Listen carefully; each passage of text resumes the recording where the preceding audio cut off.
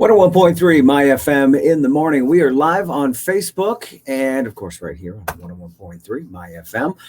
And by the way, on our app, MyFM 1013 Live. It's a free app. Throw it on your phone. You got the stream there. You can take us anywhere you go. And on your computer, just click on the Listen Live button on our website, MyFM 1013. There's no excuses. You can listen anywhere, anytime now. By anytime being the on-demand section at myfm1013.com and soundcloud.com/myfm1013. Gave you a lot there to unpack. Let's go to the phones here. We have our special guest of the hour, Geri Eddins from the Milford Cultural Council, and so many more things as well. Good morning, Geri. How are you? Good morning. I'm doing quite well. How are you doing today, Ray? I am excellent. Thank you so much. And thank you for all you've been doing with the Milford Cultural Council, especially during COVID. It's important that we remember the arts. And there's so much more that goes along with the Cultural Council. And you can explain that in just a second. I always focus on the arts side of it because I think every community thrives in an artistic environment. And you guys have really been pushing a lot. There's a lot of things in the works that are exciting. And then what we're going to talk about in a second, the Brush to Table initiative is going to be so much fun. And the goal, I think, is to, and I use this term loosely, beautify the community. And that's not just visually, but mentally and emotionally as well. Oh, yes, absolutely. Public art just truly enriches a community. And we are hoping through this first public art initiative hosted by the Milford Cultural Council, what we're calling Brush to Table, to truly invigorate some of our parks and public spaces. All right, tell us how that's going to work. So right now we are in the call to artists and call to sponsors stage. So we are purchasing 10 high quality pressure treated picnic tables that members of the Cultural Council will assemble, and they will be ready for artists to prime and paint. So right now we are looking for artists of all levels, professional artists, art students, and anyone who is creative to submit their own designs, proposals to us for us to review. In addition to looking for art proposals, we are looking for entries from sponsors. We are hoping that we can get 10 sponsors, individuals, families, businesses, groups, to agree to sponsor one of the tables. And the sponsor will be responsible for negotiating a stipend to pay the artist for his or her work and for their supplies. And both the artist and the sponsor will be recognized in an engraved metal plaque that we will attach to each table once they are all completed. Oh, that sounds nice. Where are these going to be located? So right now we have 5 locations in mind. One is the natural area on the corner of Dilla Street and Sumner Street, across from Louisa Lake. We also will put 1 or 2 up at the Garden of Hope in Pheno Field, and Rosenfeld Park, Plains Park, and over at Milford High School. And people will be able to use these, enjoy these picnic tables. They're not just for show, right? Exactly. It's functional art. I love it. Yeah, I mean, that they'll be there to beautify the area, but also provide additional spaces for people to sit, play chess, eat, just, enjoy the area in which they are placed. I'm sorry, did you say how many artists you're looking for right now? We're looking for lots of artists because we are hoping to be able to select from a diverse portfolio so that we can really showcase the talent that we have in the area.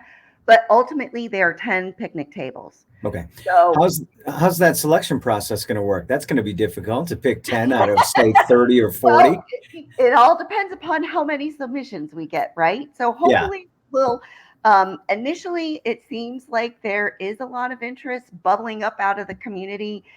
And so hopefully we'll get quite a few submissions. And what will happen is they will come to us. There is a detailed document and entry form and template available on the town website on the Milford Cultural Council page.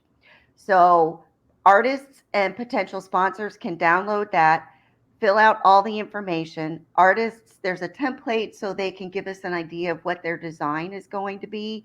And then they submit that to us. They can submit it to us by email, culturalcouncil@townofmilford.com, or they can just drop it off in the Dropbox at Town Hall. And once we receive all of those, we'll check them out.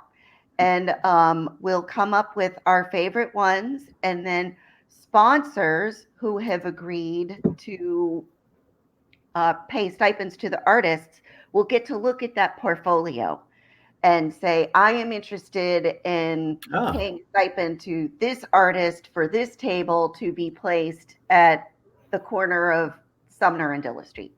That's a great idea. Yeah, and one other scenario is that there might be a local business or organization that already has a working relationship with an artist. And so if that's the case, they can submit a proposal together. Okay. Did the artists have to be from Milford?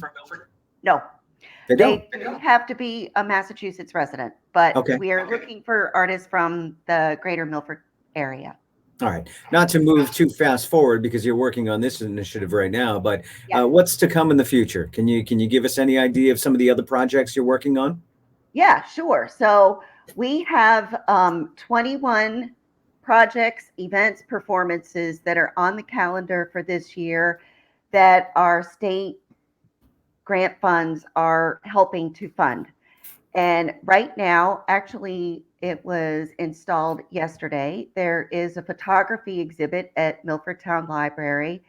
The photography of professional photographer, sorry, I said that a couple of times, Mark Chester.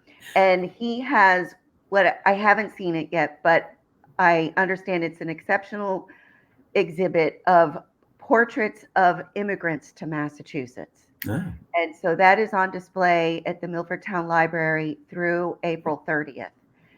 We also funded a virtual concert with the Greater Milford Community Chorus that should be coming up soon. We provided funding to Claflin Hill for their first in-person concert of the year. We don't have a date for that yet. But if you also available on our page on the town website, there is a complete list of all the projects and events that we funded for this year. And we are also starting to promote them on our new Facebook page. As we get the announcements from the artists, historians, all the events that we have funded, we'll be posting those on our Facebook page. All right. And if anybody's out there thinking, well, how can I get a grant? It's very easy. You just fill out some paperwork. And then once a year, correct? You guys meet and you decide where the money that is allocated to you goes.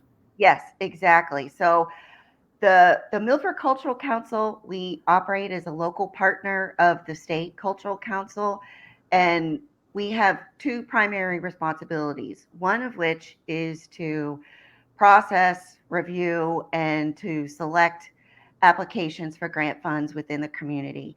And although the schedule was delayed last year because of the pandemic, this year, if all goes well, we expect that it will go on time.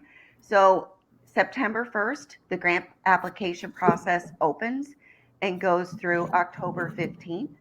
And it's an online process available through the State Cultural Council website. And we are looking for applicants to provide projects, events, performances in the arts, humanities, and sciences. And going back to something you said earlier, a lot of people think about the Cultural Council as just the arts. Right. But we also have the humanities and the sciences falling underneath that umbrella of our mission. And so, for example, this photography exhibit is American history. One of the projects we funded this year is Discover Milford History Project that's going to be coordinated by the Milford Junior Women's Club. In the fall, we have a lecture that's coming to the town library about the first pandemic of the early 20th century, which should be really interesting. And Mm. we also have some science programming.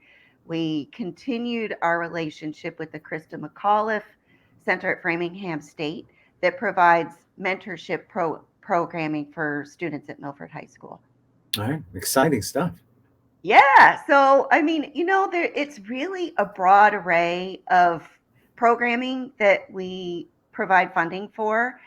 And we're hoping as we get to be better known in the community that we'll just continue to see more and more applications come to us in the fall. Yeah, I mean, you guys are really bringing forward some of the things that get overlooked, unfortunately. So you have a very important job, the Milford Cultural Council, to shine a light on all these different sciences and artistic endeavors. So thank you very much, and thanks to the entire Cultural Council staff. And in every town, by the way, I see so much every day. There's a little bit more from all of our local cultural councils. And it is nice to see all the hard work being done to, again, beautify our towns, not just visually, but emotionally, and all the rest there. So, Geri, Right. thank you so much. And you can go All to the right. town. You can go to the town website to get more information. There's a great Yes. Facebook page now. So if you're a local artist and you would like to be considered for a picnic table, just sign up. And it might be tough for artists, though. They're really not used to the paperwork, are they? The paperwork is not onerous, I promise. Okay, good. Geri, thank you. Have a great weekend. Thank you. Always a pleasure, Ray. All right, take care.